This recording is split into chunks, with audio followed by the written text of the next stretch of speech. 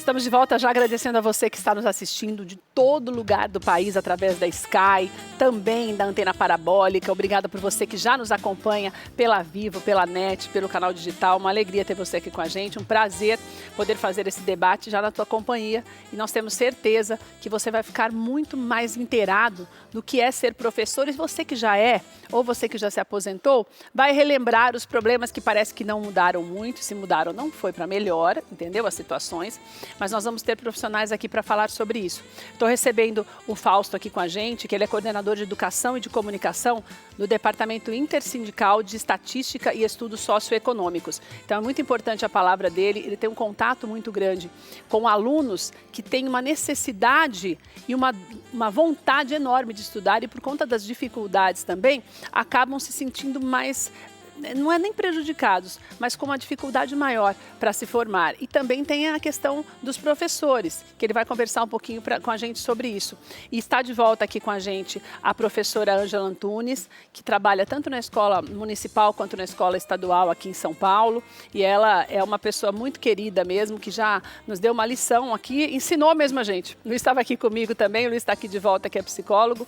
Ensinou, porque eu digo no sentido de você poder realmente entender o que é essa profissão e não desistir dela, né, professora? Boa tarde.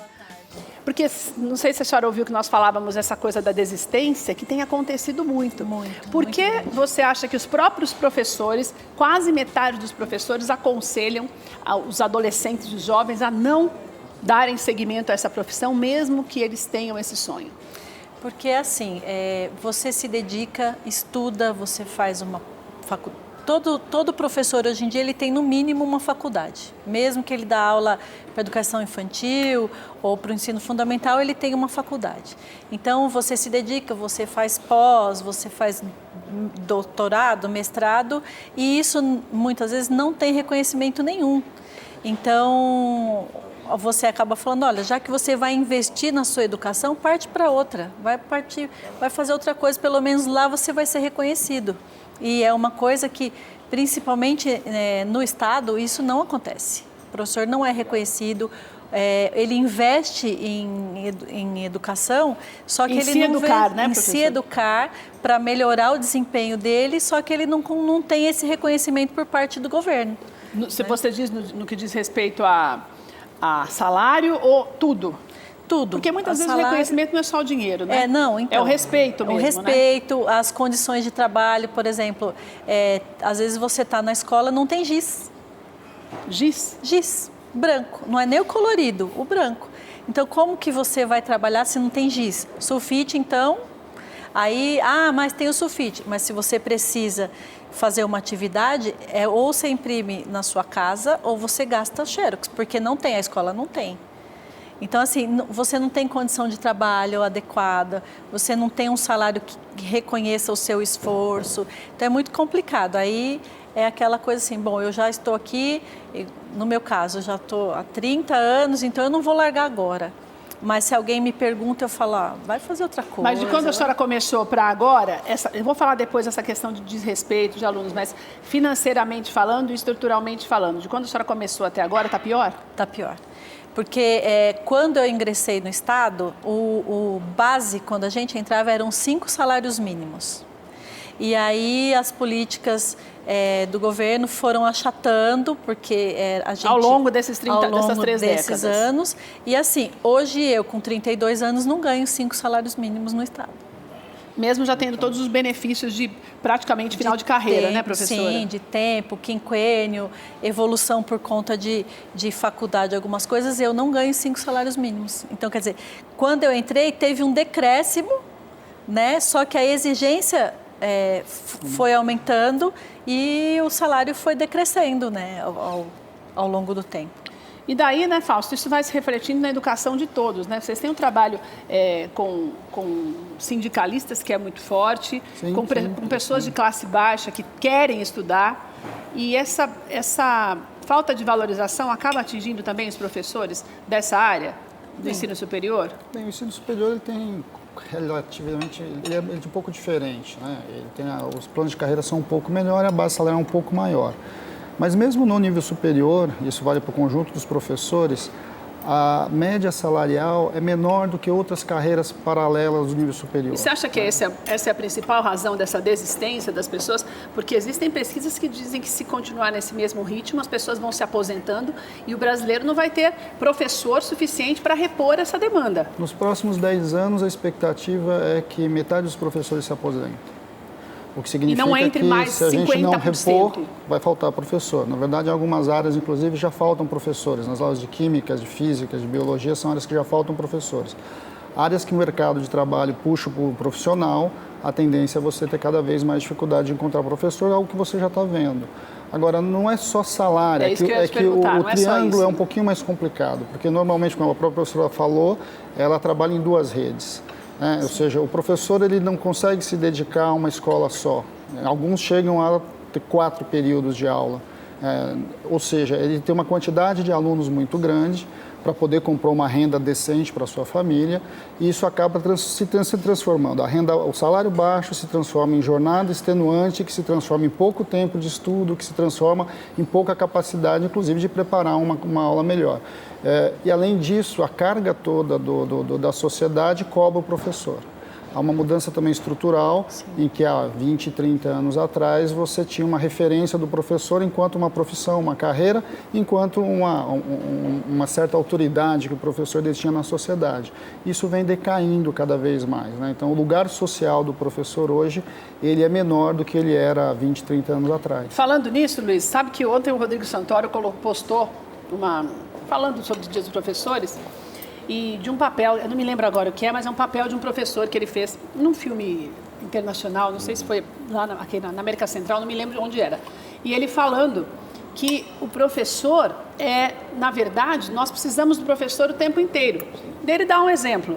Meu pai foi meu professor na vida e meus professores de infância, na pré-escola, meus professores... E começou a falar dos professores que ele ainda tem, porque o ensinam a atuar mesmo ele aprendendo. Sempre vai ter alguém que é melhor que você, mais experiente que você, e vai te passar algum conhecimento.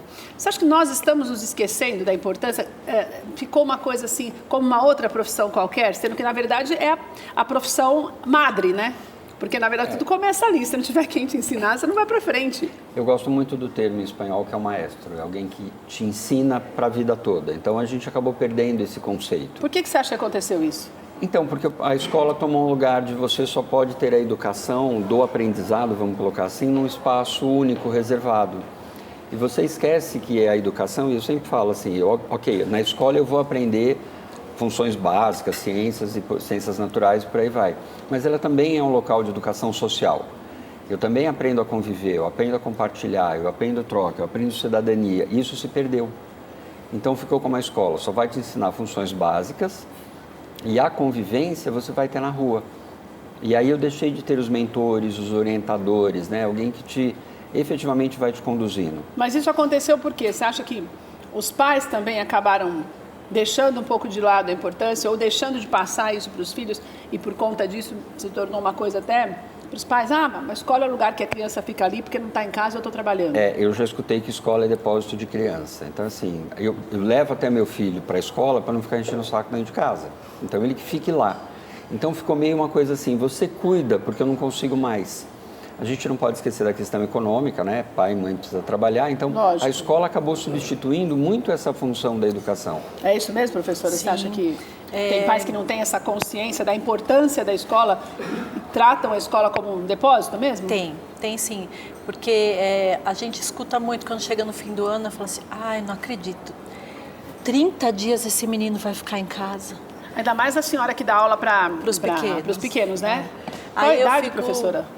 Agora, minha turma tem 9 anos, uma turma de 9 anos. E eu fico pensando, nossa, eu gostava tanto quando eram as férias, eu ficava com os meus filhos em casa. Então, a gente escuta muito isso. Fala, eu vou ter que aturar esse menino, não acredito que eu vou ficar com ele. Então, é muito triste. Não tem nem o que falar, né, professora? Não tem. Vai falar o quê? A pessoa não vai nem entender se ela quiser falar alguma coisa. Porque se é um caso, por exemplo, econômico, poderia ter um plano de governo e ele oferecer a comida nas férias. Porque os funcionários estão lá. As férias são escalonadas do operacional. Então, por que não oferecer? Se por exemplo, eu que estou no extremo da periferia, por que não? Vem almoçar na escola, porque a gente sabe que tem criança que vai para comer. Muitas vão. Só para ter o que comer, professora? Só para ter o que comer, até hoje. Muitos casos. Então, se o problema é esse, então vamos oferecer comida nas férias. Aí, mas a mãe pode ir junto. Você vai junto comer, vai lá participar, vai conversar com a professora, participa da reunião de pais. Que hoje a maioria não vai também. Não vai. E as que vão são dos alunos que não dão problema, que não tem nenhum problema. As mães que precisam, a gente passa 2, 3 anos com o aluno lá e sequer conhece a mãe. Ô Fausto, você acha que, na verdade, todo esse processo, ele também está refletindo na formação de profissionais hoje? Cada vez menos capacitados, mesmo estudando em escolas boas? Porque se você tem na tua casa os teus familiares considerando esse lugar apenas como um lugar para você deixar ali para não te dar problema, então você também não vai exigir dessa criança e depois desse adolescente que ele se aplique para estudar mesmo e tal. Você acha que isso se reflete na nossa formação hoje? Eu acho que sim, mas a gente tem que tomar alguns cuidados, né, quando a gente fala de educação, porque às vezes a gente joga a criança com a água do banho junto. Se você pegar os anos 70, no começo dos anos 70, você tinha 60% das crianças em escola. Hoje nós temos mais de 90%, quase 99% no ensino básico. Educação infantil, a gente tinha 6% das crianças em escola. Hoje nós temos 91%. Jovens, a gente tinha 60% em escolas. Hoje nós temos 97%. Quer dizer, a mudança da escola tem a ver também com a sua expansão. A escola cresceu, foi para partes da sociedade que não tinham acesso à escola. Então, a grande parte dos nossos pais, né, ou seja, das pessoas que estão na faixa dos 70, 80 anos, tiveram acesso ao ensino primário. Para você ascender ao que a gente chamaria hoje de Fundo 2, né, o Fundo Fundamental 2, você tinha um exame de admissão. Então, a grande parte da população só estudava 4 anos. Ou seja, hoje a acessibilidade é maior, né? Tem muito mais gente com a possibilidade de estudar, mesmo em lugares mais longínquos, mesmo com maior dificuldade. Mas o que você acha que acontece, então, que parece que mesmo assim as coisas não andam e o professor é cada vez menos respeitado? E você precisa... Bem, são etapas, né? Ou seja, o financiamento da educação, principalmente quando começa com o Fundef, depois com o Fundeb, ele vai propiciando uma estrutura do sistema educacional que vai viabilizando essa expansão. O passo seguinte nosso, que é o que nós temos que lidar agora e é com muita dificuldade, é a melhoria da qualidade. E a melhoria da qualidade é muito mais difícil do que melhorar o prédio da escola, do que colocar uma carteira melhor, do que colocar giz ou trocar o quadro verde pelo quadro branco. A melhoria da qualidade passa pelo professor. E o investimento no professor passa por salário. Não tem, a gente pode ficar aqui discutindo longamente as possibilidades, etc. Para você ter uma ideia, o salário hora de um professor aqui em São Paulo, que é o estado mais rico, está entre 10 e 13 reais. Então, eles trabalham 1 hora para ganhar 10 reais. 10 reais. Tá. Se você pegar qualquer outra profissão, mesmo profissões de nível básico, ganham mais do que isso. Um professor, então, com 30 horas, está ganhando a faixa de R$ 1.500 no começo da carreira. Aqui no Brasil, acabou de sair uma pesquisa da OCDE agora que mostra que nós pagamos, em média, 1/3 a menos do que os países desenvolvidos. Só que não é 1/3, é pior, porque 1/3 é o início da carreira deles, quando aqui, no nosso caso, já é o fim. Nós temos carreiras curtas, nós temos carreiras que começam com R$ 1.500 e terminam com R$ 4.500. Quando você tem lá fora carreiras que começam mais baixo, mas terminam com 10 vezes o início. Quer dizer, então nós temos um problema de estrutura. Os professores precisam ganhar mais para poder trabalhar menos. Que desmotiva, né? Mas eles precisam ganhar mais para poder trabalhar menos, para poder investir em si mesmo, para poder ter tempo de preparação de aula, coisa que eles não têm. Você trabalha em 3 períodos, não dá tempo de você fazer nada. Absolutamente nada. E também nada. Nem se reciclar, na verdade, né? Não dá tempo de você fazer nada disso, né, Luiz? Não dá o tempo de estudar. Você é professor também, né, Luiz? Eu sou professor universitário e professor de pós-graduação. Então, e na pós-graduação, você acha que os alunos... as aulas que você ministra são para pessoas que querem ser professores ou não? Então, isso depende do curso. Eu dou aula também no curso de psicopedagogia, em que já são professores ou do estado da prefeitura que estão buscando um complemento.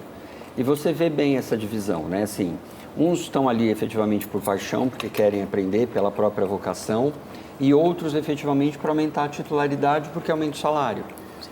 E tem um dado que eu percebo, é que assim, como eu não tenho tempo de fazer pesquisa, porque eu tenho 3 ou 4 jornadas, o ensino fica repetitivo, o conteúdo fica repetitivo. E isso já não é mais atraente para essa geração. Né? Que é uma geração de quantos anos, Luiz, mais ou menos, desse pessoal? Isso depende. Eu posso pegar desde uma criança com 5 ou 7 anos que está começando a alfabetização para um adolescente. Eu não controlo mais o adolescente como era nos anos 90. Não, ele é agitado, ele é dinâmico. Então, a aula ainda continua também sendo igual. Então, tem todo um processo aí para ser revisto. E daí, quero falar um pouquinho do outro lado, que nós mostramos para você na tua casa ao longo desses últimos meses as violências que os professores têm sofrido. Não só ao desrespeito em palavras, em agressões verbais, mas também agressões físicas. Na semana retrasada, nós falamos sobre o estupro daquela professora que aconteceu de dia, 8 horas da manhã, dentro do estacionamento de uma escola na Zona Leste, e de um outro professor que foi esfaqueado também na Zona Leste, quase perto da hora de aula também, ali perto nos arredores da escola. Então, não são só esses os casos, são muitos casos que têm acontecido. A violência contra o professor tem aumentado muito. Você acha que essa desmotivação até dos alunos, é que não dá para a gente falar, não, isso está acontecendo por causa disso. Mas isso também faz parte, essa coisa de liberdade demais, a escola é um depósito, não deixo meu filho lá, não quero nem saber o que está fazendo, não tem muitas aulas diferentes, isso aí acaba criando essa relação desrespeitosa? Eu vou pegar a faixa da adolescência até ir para o adulto, porque eu, às vezes, também dou aula para um público muito jovem. Eu percebo que eles vão testando o professor, para ver até onde é o limite do professor. É como se eu tivesse que confrontar mesmo, até porque esse ambiente acontece em casa, né? Já não tem mais esse limite de respeito entre o pai e a mãe, né? Não aquela formação rígida, mas o respeito da própria educação. Então, se o professor acaba cedendo, e aí assim, a questão do grupo, se o grupo vê que o professor acaba sendo muito mais frágil, o grupo se fortalece. A professora talvez pode até confirmar muito mais isso. E quando eles chegam na faculdade, eles também testam a gente. Eu não posso dizer que hoje, na faculdade, o nível dos alunos é diferente do que está no ensino fundamental e ensino médio. Eles têm uma liberdade do tipo, eu estou pagando a faculdade... Mas a troco de quê esse teste? Então, só para atormentar mesmo? Alguém tem que colocar regra. Eu vejo aí por um outro lado social. Como não teve o que a gente chama de interdição, ninguém disse o que pode ou não pode mais, eu vou vendo quem é que coloca o limite lá dentro. Isso acontece também com as crianças, Sim, professora? Eu sempre cito uma frase do Isamitiba, que ele fala que atualmente, né, as crianças são todos príncipes e princesas, criados em casa como príncipes e princesas, alguns são pequenos tiranos. Né? Só que quando chega na escola não tem súdito para todo mundo.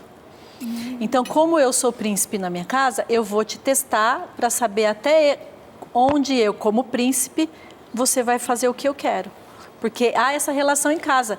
Eu chego cansada, aí meu filho, se eu negar dele mexer no computador, ele vai chorar, vai fazer birra, então é muito mais fácil eu atender o que ele quer, ele fica ali, não me perturba, eu faço minhas coisas, enfim.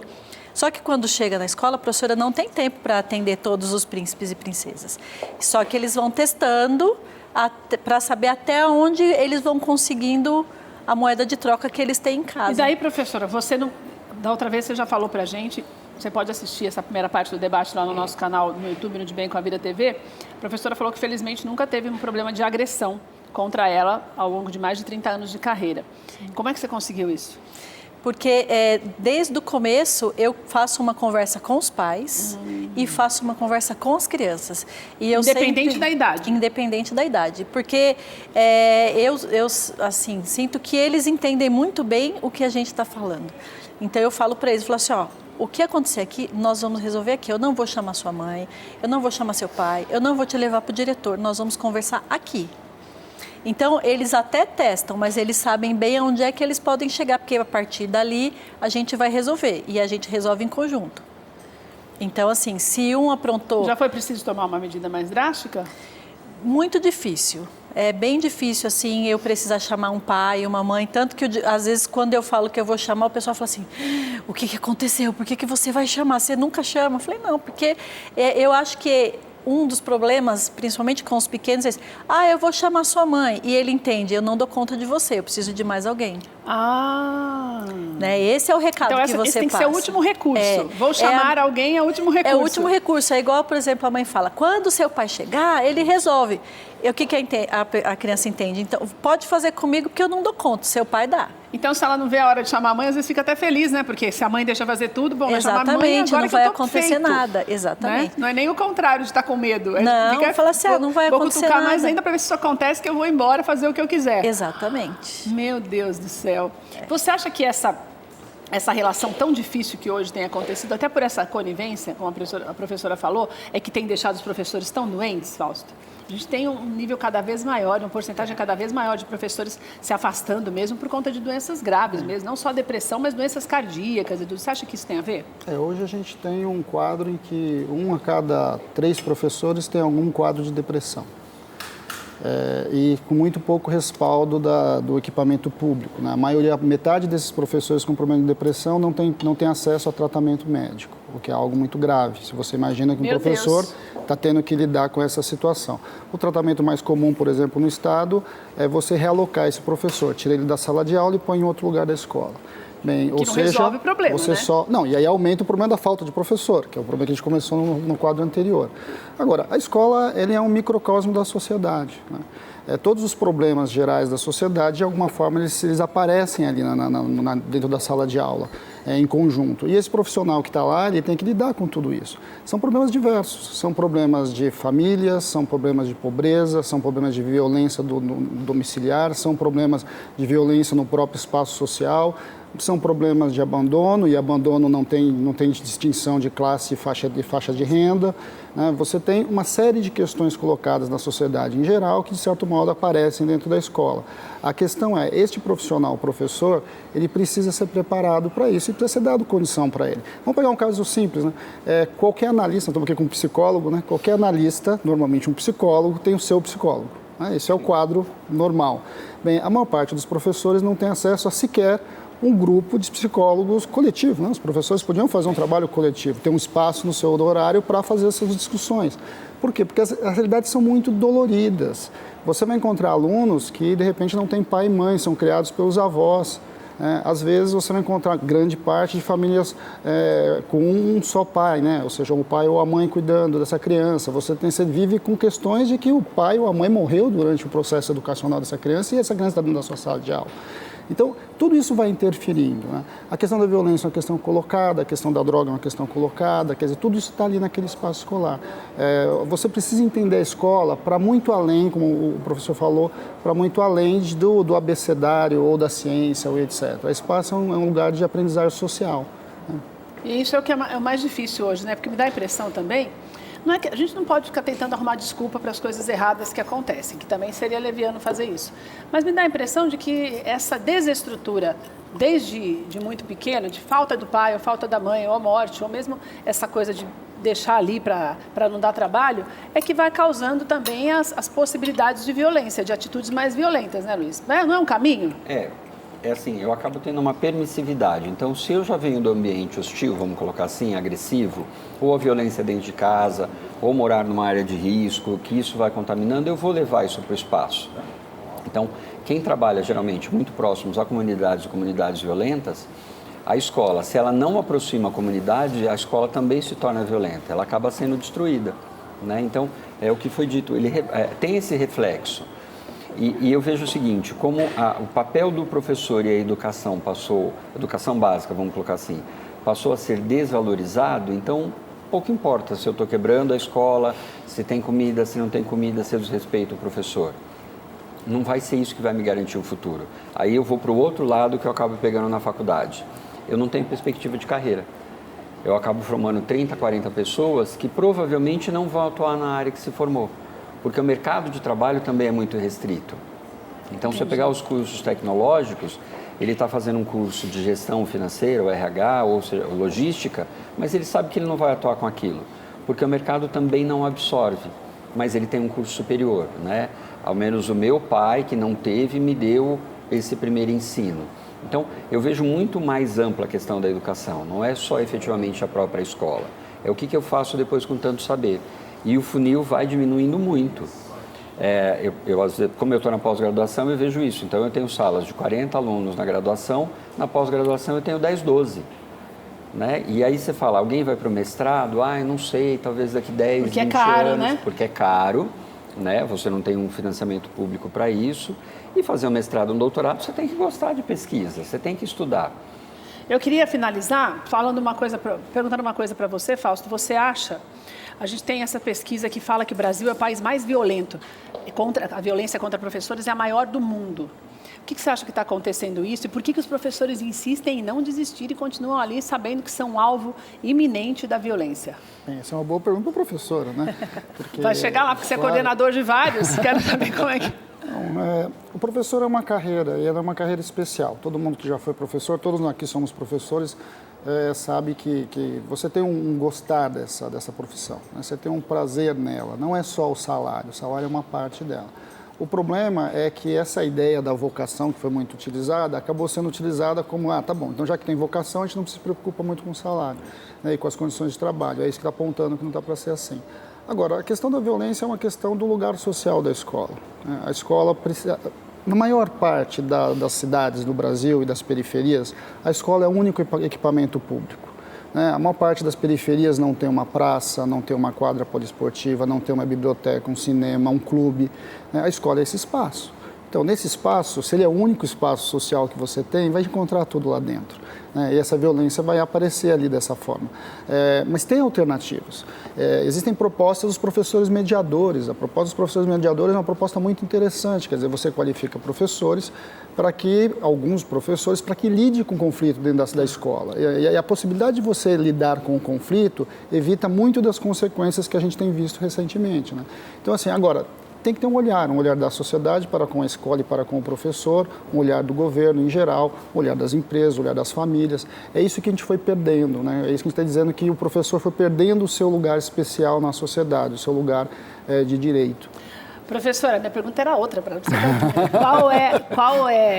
Se um aluno chegar para você e falar, olha, eu gostaria muito de ser professor, mas eu mudei de ideia, como a mensagem que eu falei que eu recebi, eu sonhava em ser professor, o que você vai dizer para ele? Eu vou falar, olha, se você acredita que ainda vale a pena, se você acredita que você pode mudar, volte para a sua ideia inicial. Por exemplo, eu tenho uma filha que ela fez fotografia na Belas Artes e agora está fazendo pedagogia. Eu falei, meu Deus, contaminei. E é assim, é porque o professor ainda acredita. Ele ainda acredita que apesar da violência, ele acredita que ele pode fazer diferente. Né? Eu só queria colocar que eu tenho um projeto pessoal agora de instituir no calendário da prefeitura a Semana de Cuidado do Professor. Ai, que lindo isso. Então, em outubro, tem hein? a Semana da Criança e aí a gente vai instituir a Semana de Cuidado do Professor. Que então, legal. Meio período para a criançada, meio período para o professor. Vai lá um fonoaudiólogo, um psicólogo, alguém da segurança, falar com os professores, porque o professor muitas vezes não tem tempo de ir, né? Então, tem que vir. Muito lindo isso, né, Luiz? Todo mundo cuidando começar do a ter essa cuidador, ideia, né? Parece que talvez melhore, né? O projeto de psicólogo e assistente social na escola, ele visa muito isso, né? Que é o que eu chamo de psicologia comunitária. Agora, você perguntou que, né, a mim você não direcionou a pergunta, mas eu vou falar muita coisa aqui. A escola acaba sendo um espaço muito misto, inclusive em tragédia, então, assim, ela tem essa função social, não só de educar. E ontem, como foi o Dia dos Professores, eu acabei, acho que é isso que justifica, né? Eu recebi uma mensagem de um aluno que teve uma aula comigo num curso de gestão e por conta disso resolveu fazer psicologia. Hoje ele é meu aluno de psicologia. Daí você já vê que vale a pena. É isso que vale a pena, né? Então, assim, eu sei que eu não vou fazer com que 40 se tornem excelentes profissionais, bons, é o mínimo que a gente exige, excelente já é demais, mas se eu menos conseguir fazer 1 ou 2, isso acaba contaminando, que essa é a paixão que acho que o professor